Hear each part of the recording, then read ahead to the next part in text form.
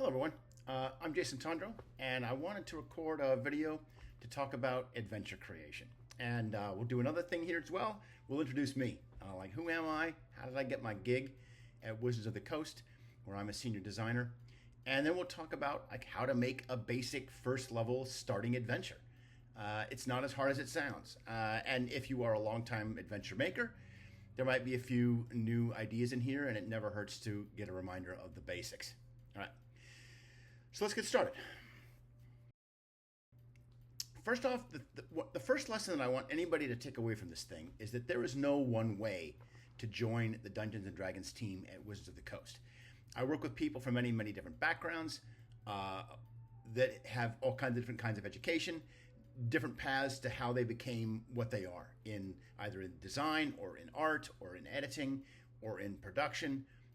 And so I can tell my story and I can tell you how I got my job, but there's so many different ways to do this. And that's both good and bad. It's good in that whatever you're doing now, there's probably a way that you can leverage it into doing what I do. But it's also bad in that when people ask me, like, what do I do? Like, I can't just point to one thing, right? One path. And that makes it challenging. But let's talk about what I did. I took a bachelor's degree in English at the University of Nevada, Reno. And this was a long time ago. This is around the era of 3rd edition when the OGL first came out. And I started to make D20 role-playing game products on my own, self-publishing them. I hired an artist. I hired a graphic designer to do layout for me. And I published them myself under the OGL. And this is kind of my first attempts at writing RPG material for a larger market, other than just me and my friends, right? After I graduated from my undergrad, like I didn't really even know what grad school was. I spent several years like running a bookstore and like just kind of doing my day thing. And I would write role-playing games basically for fun on the side. And I was freelancing and I had contracts that I thought were very promising, and then the companies would go out of business. So, that's just kind of the way it is. But my point is that I was still writing role-playing games on the side and working towards publishing those games, sometimes successfully, sometimes unsuccessfully. I went back and got a PhD eventually. I went to University of California, Riverside, where I took a PhD in English, and my focus was on the literature of the Middle Ages and the British Renaissance, the English Renaissance, and also superheroes. I studied superhero in comics and film and television, and all this time, I was still freelancing. I was still writing role-playing games on the side and starting to publish. At this point, I hooked up with Mike Lafferty at Fainting Goat Games and Chuck Rice at Vigilance Press. This is before Chuck Rice created Vigilance Press. He later sold it. But at the time, those were kind of my contacts. And I could kind of write whatever I wanted for those guys, and they would publish it. And I wrote for Fate or D20 Modern or Icons and, like little games. And these books sold not very much. They sold like 50 copies or 100 copies, right? But I was learning how to do it, and I was learning the process. I became a professor. I became an English professor. I taught at a small college in the South, in rural Georgia. I taught there for about 5 years. Before that, I was teaching in Southern California. And as I was teaching and writing academic articles and books, I was, again, still writing role-playing games and stuff on the side, mostly for Mike Lafferty at Fainting Goat, and or for kind of my own press. During this time, I did other things other than just writing games. I served as an editor on other people's projects. I did some art direction. I did some development work, which is when someone else writes the manuscript and you kind of give it a heavy developmental edit to make it better overall, and with the kind of stuff that a copy editor would not do. And I did that for about 5 years. Around this time, I left academia, and I applied for a job at Paizo. I applied for an editor job. My PhD did not get me an interview at Paizo. what got me an interview was my list of 40 freelance credits that was on my back of my resume, right? All of those little tiny PDFs and books, self-published, third-party, small press stuff. The fact that I had so many roles at so many of these little games, none of them sold much. Like none of them were flying off the shelves or breaking any records or even winning any awards. But I had learned how to do it. I learned how to do the job.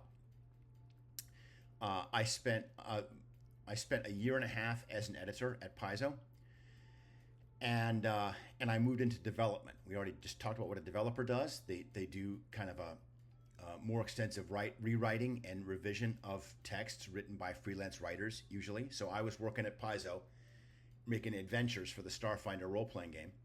I would outline an adventure, and then I would hire a freelancer to write it. And then after they wrote it and gave me the manuscript, I would develop it into the finished text that we needed it to be. I did that for a couple of years. And while I was doing that, I was, again, still freelancing for Paizo in this case. So I'd be working for Paizo as a developer on Starfinder during the day. And then by night, I'd be writing Pathfinder adventures or organized play adventures for the Pathfinder Society or Starfinder Society. And I wrote a Starfinder adventure, a Pathfinder adventure, and an organized play adventure, about 100,000 words worth total, every year for 3 years as a freelancer for Paizo, plus contributing to various hardback books. All this is on the side. Like all this is by night, right? Not even my day job. That meant that when Eric Mona, who's the publisher of Paizo, when he wanted somebody who could work on both Pathfinder and Starfinder adventures at the same time, I was a logical person to do that. So I became a senior developer. And very soon after that, Wizards posted a number of job openings for editors, designers, senior designers, and I applied for the senior designer gig, and that was about 2.5 years ago. And I have been at Wizards ever since. My first project was the Deck of Many Things box set, and my second project was the recent Making of Original Dungeons & Dragons hardback book that sort of tells the history of the game shows the history of the game through original manuscripts from the old brown box and first drafts of typed drafts, unpublished manuscripts, stuff like that. So that's pretty much me and my career. Now, let's talk about what we came here to talk about, which is how to make a dungeon. This is what we're going to walk through, one step at a time. First, we're going to figure out your theme of your dungeon. What kind of dungeon is it? What is the thing? And when I say dungeon, I'm using dungeon in the broadest sense. I'm using dungeon in the sense of Dungeons and Dragons, by which I mean essentially an adventure location. Where does the adventure take place? You have a map of a place, and maybe it's a mine, or maybe it's a tower, or maybe it's a abandoned warehouse, or whatever. It could be anything, right? Or maybe it's actually a series of underground catacombs that were used to imprison people. It's actually a dungeon. We'll talk about what that is and what your is going to be. We're going to talk about making encounters, making the map, adding skill checks and saving throws, adding treasure, and then adding details to your run at a time. We're going to talk about the limitations of time. Okay? As you can see, we've tried to break this down into pretty simple steps. Before we get too into it, I want to point to a resource that we use a lot in the office and which you will find very helpful to you, and that is D&D Beyond. Now, the reason why I point this out is because it is searchable and has a database of all monsters and all treasure. Now, there's a lot to be said for just opening up the monster manual and flipping through and picking monsters. Like, that is a tried and true brainstorm method of coming up with stuff to put in your dungeon. But when you're doing a first level dungeon, like there's the list of monsters you can use is comparatively short. Like it almost fits on one page. And the sorting tools in D&D Beyond are very helpful. It's also a useful rules reference. It's got tons of maps and images already on it that you can just steal if you want to. The screen that we're looking at is the screen as I record this in late September 2024. And today, the only parts of this thing that you're going to need to know are the game rules and the sources tabs, and everything you need you can sort from there. This is a dungeon. This is the first dungeon, my sample dungeon here is the first dungeon in the Lost Mines of Phandelver D&D starter set. It is perfect. It is a perfect dungeon. It does exactly what it needs to do. And it's a great starter dungeon that you can play in one game session. And we're gonna use this as an example, and we're gonna talk about how this thing is designed under the hood. But look at it, and you can see like it's not that big, right? It's got like, if you look at the numbered circles, it's got like 8 areas to worry about, and 2 of those are outside, right? So it's really only got like basically 6 areas inside the dungeon that you have to worry about, and you can do this pretty quickly. We'll come back to this, but this is an example of the kind of dungeon that we're going to talk about today. This is one of my dungeons. I want to show you that you don't have to be like a super pro graphic designer to make dungeons. Like this is a 2 pages of grid graph paper in my notebook, and I have drawn like a dungeon on this thing, and pretty much everything I need to run the dungeon is on these 2 pages. I don't really have to flip pages. I have literally written the monsters and treasure that are in every room on the map, so I can see. And you can see they're like +1 longsword in this room, right? Or here's the monsters that are in this room, and I have diagrams and notes and other stuff that I need to know when I run this thing. But basically, I can run the dungeon from these 2 pages, and you can too. Like, it doesn't have to be that complicated. Making a dungeon does not have to be scary, right? Okay. If I can draw this, you can. Right? Remember, as you are about to make your dungeon, and depending on what you're doing, you might be doing like a class project, or you might work with other people, or maybe you've got a couple of hours. Keep in mind of what can actually be played through in one session of D&D. How long is a game session? How much can you do? You are making a dungeon where the players can make it through the whole thing from beginning to end in one game session. No cliffhanger. Okay, look at the logistics of that. A D&D encounter is designed to last about 3 rounds. That's how long we expect a monster to live when we design it in the office. Okay, so how long does it take to do a round? Well, if you've got 4 or 5 or 6 players, 10 minutes per round is pretty fast. That's only like 2 or 3 minutes per player. If you spend 10 minutes per round of combat, and that means one fight takes half an hour, and if you have 4 encounters, now you're spending 2 hours of your game session just fighting, just in combat. What about all the other stuff people want to do? What about role-playing and exploration, finding a way through those caves, through that dungeon? What about problem solving, rolling, skill checks and saving throws, and just, all the distractions that happen during a game? If you have 4 or 5 encounters, plus a couple, maybe a skill challenge and a couple of hazards, you have probably got a full session of D&D on your hands. Now, I want to note there are caveats to everything. There are exceptions to every rule. If you have players who are seasoned veterans of D&D, they will crank through an adventure like this in no time. Like in a couple of hours, they'll be done. If all they do is just focus on business, right? If they are here just to kill the monsters, loot the treasure, and move on. But I'm assuming that because you are a brand new DM making your first adventure, that your players are probably also brand new. And you don't want them to have to end the session without having finished the story. You want a self-contained 1-session story. So even with these numbers, even with 4 to 5 encounters, skill challenges and hazards, your players may not finish in 1 session. So it never hurts. So if you're going to if you're going to alter this formula, alter on the side of fewer encounters and not more. 3 encounters, maybe, right? Rather than 4 or 5. What is your dungeon? We talked about this a little bit before, right? It could be a lot of things. It could be a wizard's tower or a fortress or a crypt or a cave, your water level. Whatever it is will help suggest the kinds of creatures that live there. Dungeons are not just maps stacked with wacky monsters. Like a good dungeon has a sense of reality or verisimilitude to it. That is, the things that live there can plausibly live there, right? And the kind of building of dungeon that you're creating tells you the kinds of things that might live there. Now, for example, let's say that it's almost October.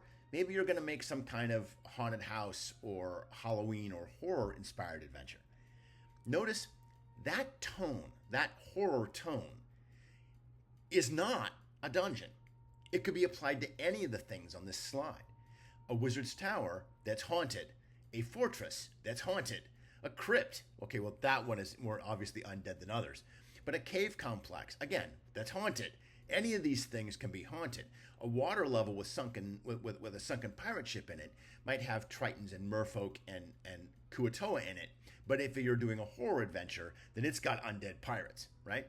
So you're talking about two different things here that we're actually combining. One is the history, the physical reality of the thing, and the second is the tone that you want the game to have.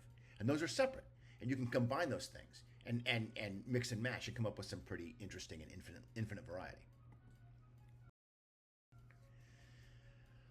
Okay, we talked about how you're going to make 4 to 5 encounters, and we want those encounters to be challenging. Okay, well, what is challenging? How many monsters? What difficulty monsters? The page that you are seeing here, and if you have the DM's guide, I'm talking about the DM's guide that came out 10 years ago in 2014.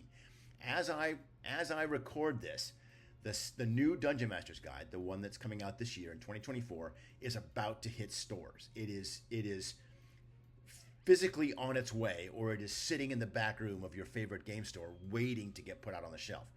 I'm not talking about that book. I'm talking about the old DM's Guide, the one that came out 10 years ago.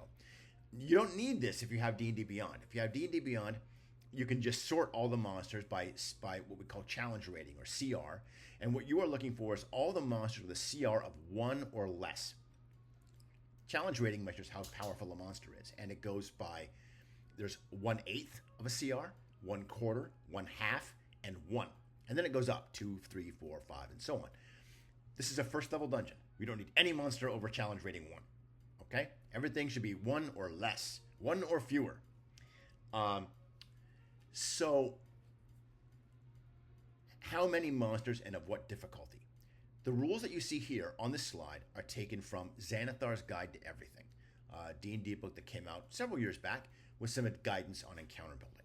And what it does is it suggests to you that a single first level character, ranger, monk, wizard, whatever, can have a challenging fight with 2 monsters of challenge rating 1/8, or 1 monster of challenge rating 1/4, like a goblin or a wolf.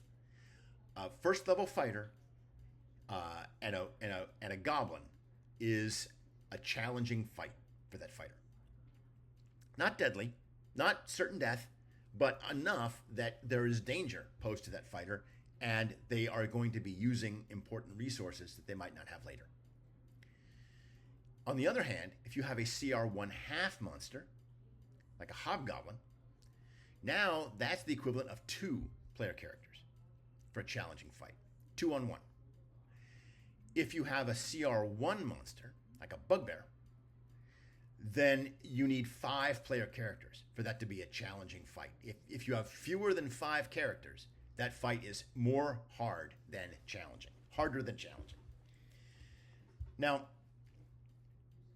that doesn't mean you can't use more monsters than this. We want encounters to be varying in difficulty. Some should be easy, some should be challenging, and some should be hard. So maybe sometimes, how many players do you have? We're going to make a dungeon for 4 players. That's the default assumption, that you've got a fighter, a wizard, a cleric, and a rogue. The classes don't matter, but the idea is that you have 4 people. Now, if you have more than 4 players, that's great. Congratulations. You can just add more monsters. But today, as we make this dungeon, let's talk about as if you had four characters. So that means you would have like 4 goblins would be a challenging fight. 2 goblins would be an easy fight. And 6 goblins would be hard, and 8 goblins would be really hard, right? Doesn't mean you can't do it. You can, but you don't want to have hard encounter after hard encounter after hard encounter all the way through. You want to mix and match it, and maybe you want to save the hard encounter for the big boss battle, right? The big climax at the end. Okay, let's keep doing it. And you're gonna see us implement these things as we go. Okay, second. So first off, so make your encounters. Like, don't even worry about the map yet. Like, go back to what we were just looking at, and just make your 4 to 5 encounters with the monsters that you've got. Okay, now you've decided. Okay, like I'm gonna have a boss fight, and I'm gonna have an easy fight at the beginning. And I'm gonna have a couple of other middle fights of challenge that are challenging in the middle, and that's it. I've got an easy. I've got 2 challenging ones, and I've got one that's hard, and that's my encounter list. Okay, now that you've done the hard work, now you draw the map. And all you need is to draw enough rooms for the encounters that you have, maybe 1 or 2 extras if you want some rooms for the player characters to explore, or you want other hazards or weird things going on. The page that I'm looking at here shows some symbols that we commonly use to denote particular things on a map, right? How do we draw a statue or a well or whatever? And you can note these things on your map. And as you saw with my own map of my own dungeon that you saw earlier in this presentation, just write all over this thing. Like, no one's going to see this map except you. So what's important is that it works for you. And if you want to write monsters, or you want to note a note to yourself to remember that there's a trap here, there's a pit trap here in this spot, like, do that, because this map is a tool for you. I want to give some guidance on drawing maps. Very simple stuff. Very, very simple stuff, right? First off, make sure your corridors are either 5 or 10 feet wide, right? 5 feet wide means your characters will go in single file. 10 feet wide means they can go 2 abreast, right? You want the rooms to be large enough that the characters can move around in them and fight. Nothing is more boring than fighting a bunch of monsters in a 10 foot by 10 foot room, because nobody can move. So it just becomes a die rolling contest, right? You're like, okay, I roll, I attack, I hit. He hits, he rolls, he attacks. Like, there's no movement, there's no room to do anything. Nobody can move. It's just very static and frozen. So make the rooms big enough that people can move around in them. Same with the hallways, 10 foot wide, lets people move around. You'll put all kinds of interesting stuff on the map. You might have some secret passages, things for characters to spot that they might not otherwise notice. And finally, and this is very interesting and very important, you want your dungeon to have more than one way to go through it.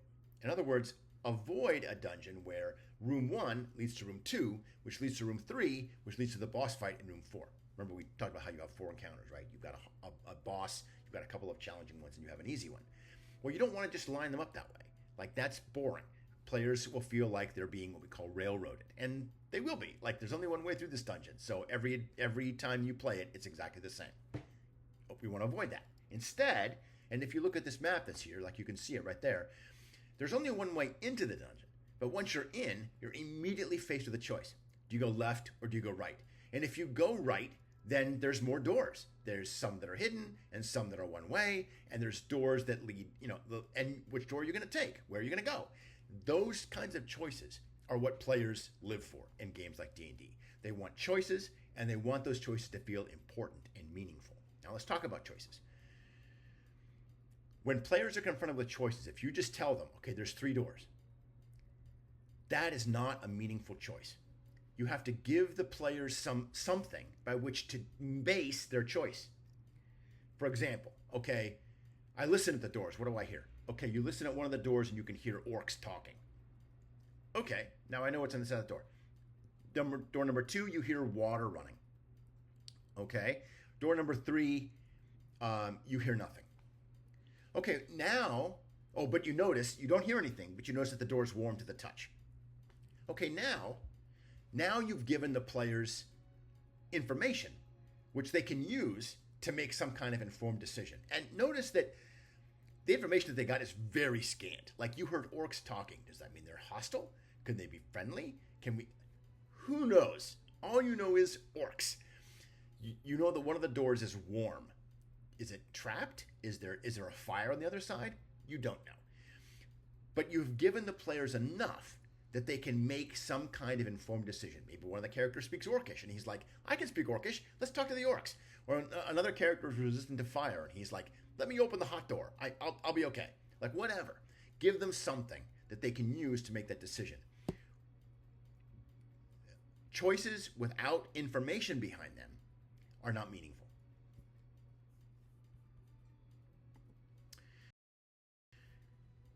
In addition to your encounters, now you've got a map. Think about places where the characters will be doing something other than fighting. They're going to be exploring this site, looking around this cave. Maybe there's dangerous terrain in some parts. They're going to have to make a dex saving throw.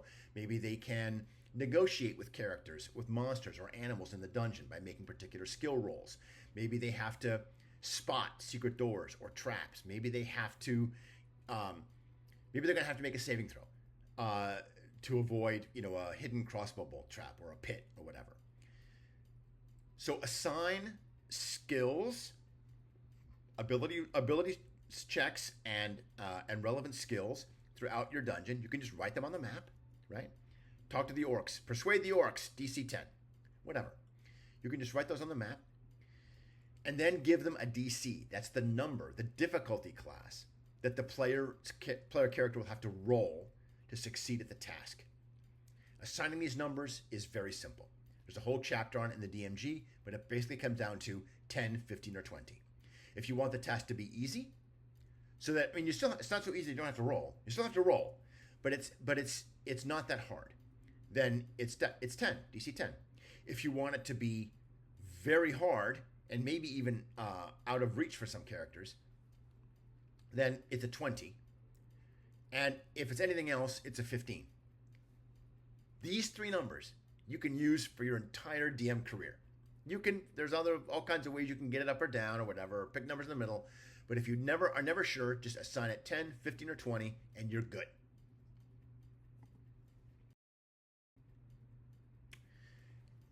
What's left? The good stuff. Treasure. Now you got to put treasure in your adventure. Now, this is a first level adventure. Okay? So we're going to give them treasure appropriate for first level. And not even all... At the end of one session of play, if they've gone through your dungeon, they should level up to level 2. The first and second levels of characters in D&D are training levels. You don't have a lot of abilities. Most of your class features have not come on yet. All you have is like your basic minimum core abilities that you get at level 1. And players will get bored of that pretty quickly. And so the game is designed to level you up from level 1 to level 2 after essentially one session of play. Your baby's first dungeon, okay? You get through that, and now you're level 2, you level up, and you get some more stuff. So what we're giving you here in this adventure is all the treasure that 4 characters should get at level 1. And what is that? A couple of magic items, 2 to 3, probably potions or scrolls. That is by which I mean consumable magic items. Magic items that will be used once and then they are gone, okay? Probably potions of healing. Like I will throw in things like 2 potions of healing and like a scroll of a cool spell, so that the wizard has something they can put in their spell book. Maybe you give them 1 major magic item. You do not need to do this. At first level, they do not need these things. You can give it to them if you want it to be like the cool thing. Keep in mind that you can only put 1. You should only put 1, and maybe not even that, maybe not even 1. But do not give every party member, every character, a first level magic item. A +1 weapon in the first adventure. Like, they don't need that much. Remember, this is probably a point to remember, that the D&D monsters assume you have no magic items. You are fighting the monsters without any magic items. So you don't need magic items to succeed in this game and to fight monsters of your appropriate level. Finally, give them some money, about 50 gold pieces per character, 200 total. Now, what this assumes is that the player characters find all the treasure in the dungeon. It's not hidden, or it's hidden, but there's obvious ways to find it, right? If you hide treasure, then you can put another little bit extra, maybe some additional money or another extra scroll or extra potion. You can put an extra magic item in there somewhere on the assumption that the player characters probably will not find everything. Okay? If you're gonna err on giving more magic items, err with consumable items, potions and scrolls. You can't go too far wrong with that stuff. Players will use it up, or they'll forget about it, and it won't unbalance your game any.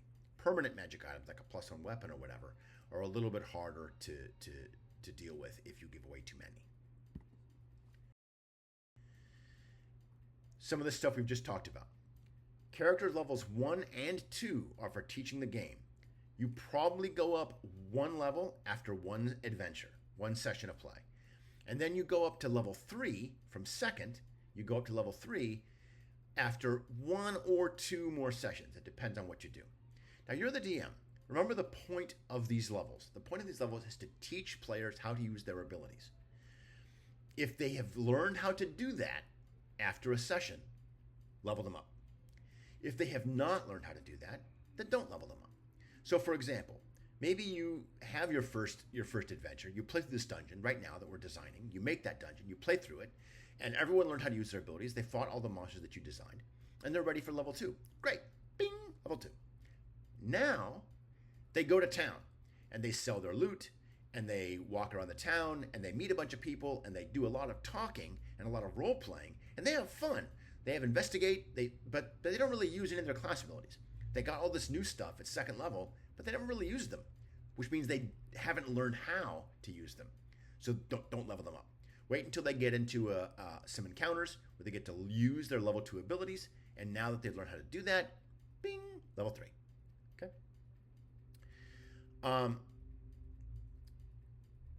If you are building the adventure that we have talked about, then the monster XP plus everything else you've given them is probably about 300 XP per player, which should be enough to get their characters to level 2. Okay.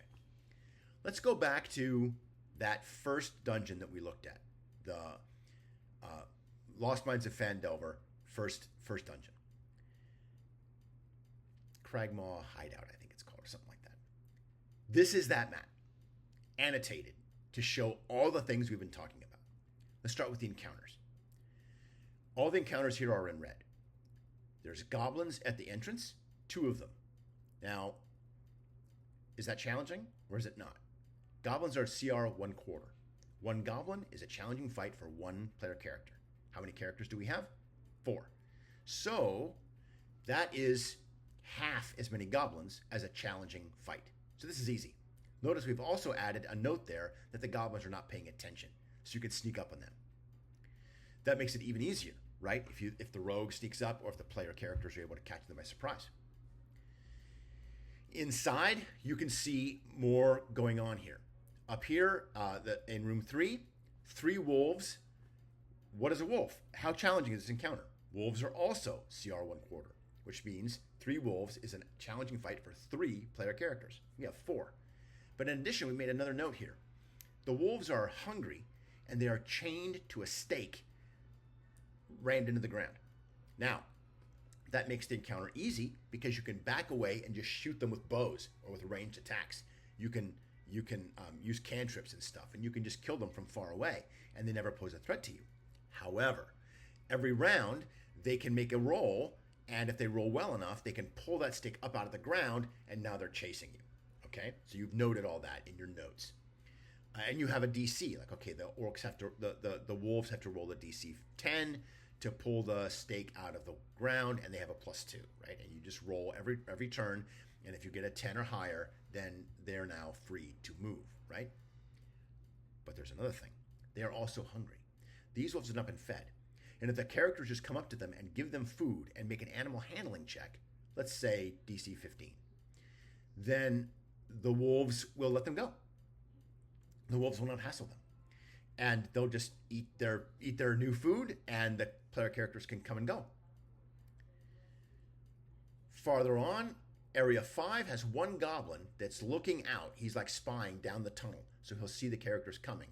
And he immediately runs to the other 3 goblins in room 7. We're now 4, that's 4 goblins, and the player characters are 4, and that's a one-on-one challenging fight. That is an average challenging fight right there. But, more importantly, these goblins can trigger a massive trap. And there's hints about this because the water runs outside of this passageway, this walkway, down this slope. This entranceway here is all at an elevation. So as the player characters enter and they're climbing up steps and upstairs and up ramps, they can see the water flowing next to them. Well, that's all a little bit of a foreshadowing that there's this giant flood trap at the back of this dungeon. And if the goblin sees them in number 5, if goblin in number 5 sees them, he can run into room 7, alert the goblins, and in one round they can knock down these walls and the water floods out the front of the dungeon. And then we have a saving throw. Okay, everyone has to make a DC 10 or 15 dexterity saving throw, or you take a certain amount of damage and you get thrown out the front entrance of the dungeon. That trap is only usable once, right? Because it would take a very long time for the water to fill back up again. You'd have to rebuild the barriers. Okay, so it's a one-time trap. It's big, it's flashy, it's very cinematic. Doesn't do a ton of damage.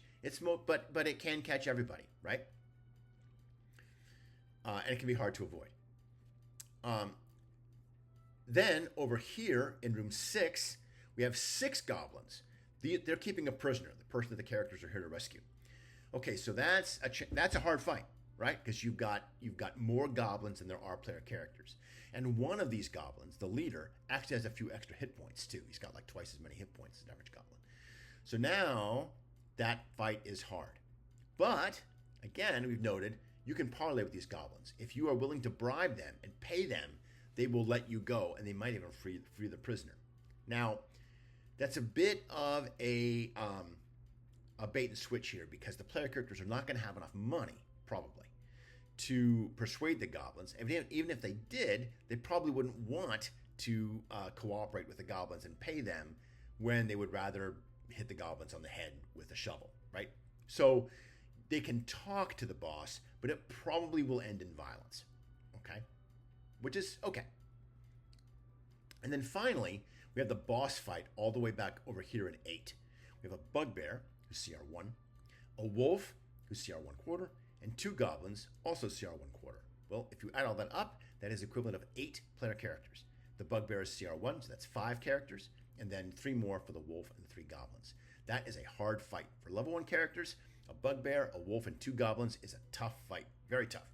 Okay, somebody could go down in that encounter. So now that you've got one that's really hard, you've got one that's a little bit hard, and then you have one regular challenging encounter, and then you have 2 easy ones, one of which can be completely avoided. If you just feed the wolves, then they will leave you alone, right? What else is going on here? The green letters, the green entries, are all of the like saving throws, terrain, interesting stuff in the rooms that we want to pay attention to. So there's a dex save, for example, up here in Area 4 where the ground is unstable. We have difficult terrain down here by the entrance. We have a secret way through the dungeon right here between Areas 3 and 8 where I have Fissure, Athletics. This ties into one of our earlier observations about making a dungeon, which is that there should be more than one way to move through it. If you look at this dungeon, player characters enter through the main entrance right here from Area 2. But then they can move up, and they've got Area 4 to their left or Area 3 to their right, or they keep going to Area 7. If they go to Area 3 and they explore this back area in the back of the room, they can find a little ledge, and if they climb that ledge with athletics, they can skip right to the boss fight. And they can even surprise the bugbear and his companions if they don't attract attention while they climb up this fissure. This is exactly the kind of thing that player characters love. Players love this stuff when they can sneak around and get to the big boss without having to go through everything else in between. Now, the players will still probably clear every room in this little dungeon. They're not really going to fight these things. They're not going to avoid any of these encounters. They're just going to do them out of order, which is great. That's fine. Give the player characters a feeling like they are making important decisions, like they found something cool. Oh, you explored the back? You found the secret way to the boss room. Players love that, okay? Give them those chances. And there's a bunch of other hallways that connect to this thing so that the players always have choices about which way to go, and they don't always negotiate the dungeon in the same way every time. This fire pit here in room 8, that's a dexterity saving throw, or you take fire damage if you move into the pit. And those are our terrain stuff and saving throws. And then finally, treasure is in blue. If you rescue the prisoner, he will take you to the nearest town, Phandelver, and there, once he gets there, you'll get a reward, 50 gold pieces. In addition, the boss goblin has 3 gold teeth that are worth 15 silver pieces total, okay? And then there's a couple of potions of healing in the boss's treasure hall. 600 coppers, 110 silvers, and then a jade statue of a frog, which is worth 60. You can't see it because my face is in the way, which is worth 60 gold pieces. And then there's a bunch of stolen supplies, which are heavy and not of much value. But if you take them with the prisoner back to town, the dwarves that those supplies belong to will reward you 50 gold pieces. Okay, so let's add up all that. 60 for the jade statue of the frog, 50 for the stolen supplies reward, 50 for the prisoner reward. That's 160. 11 gold pieces in silver, that's 71, and 6 gold pieces in copper is 77. 3 gold teeth, 178. As you can see, we're pretty close to our budget of 200 gold pieces worth of reward. Okay? And that's it. You've got encounters, skills and saving throws, treasure, and you've got your map. Everything you need to do is done.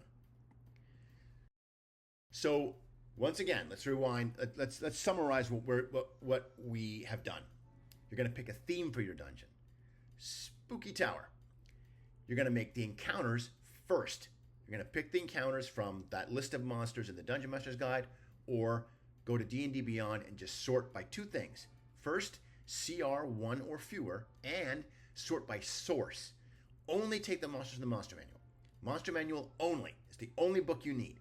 This isn't by choice to simplify and not overwhelm you with choices. Okay? You make the encounters. You make 4 to 5 encounters. 1 easy, 1 that's really hard, maybe 2 or 3 in between. Okay? Or maybe 2 easy, 2 challenging, and 1 that's really hard. Now you draw your simple map. Make your notes on the map. Note where the encounters are, where the treasure's going to be, skill checks, saving throw DCs, everything right on the map. Okay? Where do we need to roll those skills and saving throws? Where are your secret doors, your unstable ground, your pit traps, whatever. And just write that stuff right on the map. Add your treasure, about 200 gold pieces worth of loot of whatever form you want it to be. Gold, silver, copper, art objects, valuable things, all stuff the player characters are going to sell. And 2 to 3 consumable magic items like potions of healing or a cool scroll. That's it. And now you just add details till you run out of time. Right? How much time do you have to make this adventure? Add, like, what do the rooms look like? What's going on outside? And just add details to your map. Try not to get bogged down. Try not to waste too much time on any particular thing. Just pick an answer and move on. Not sure what monsters to use? Notice, by the way, think back to that map that we were just looking at and the encounters that were there. There were only 3 kinds of monsters on that entire map. There were multiple encounters, but they were all either goblins, wolves, or a single bugbear. So easy. You need 3 monsters from the Monster Manual, and you can run everything in that dungeon. Smart. Especially for a new beginner DM. Okay, that's the end of my presentation. We went a bit, almost 45 minutes. I hope that it's useful to you, and I'll talk to you next time.